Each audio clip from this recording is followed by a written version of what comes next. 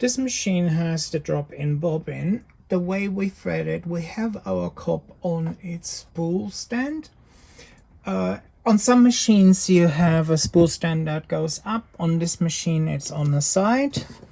What we're doing, we're following our first guide here, going in here. Then you see two options. You could go through here and you go counterclockwise on this one, and then you would go over to the bobbin winder, put your bobbin on that, and I will show you that in a little bit as well. But what we're going to do now is we're threading the machine. So we have guide number 1 here. Guide number 2 is here.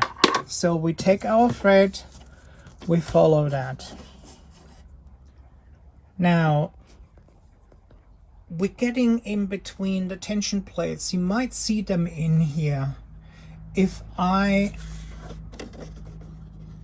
lower the foot, you might see the two discs here that get close. You might not see it at all.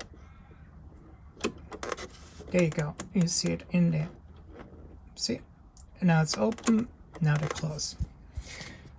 So what I'm doing, in order to thread this, I want to have my foot up so that the tension discs are open. As soon as I'm at this point where I'm past that, I'm lowering the foot so that we have some tension on here. I will bring my take up lever to the highest point. By the way, this is this thing here. So you go from the right to the left and you go down again. And then what you do, you go and put your thread into the guide at the needle. You see this? And then with this machine, what you do, you can put it into the needle threader and it would get your needle threaded for you. If you don't have a needle threader, you go past the guide here and you will thread it by hand. I'm not doing that right now because I only have one hand. So that's that.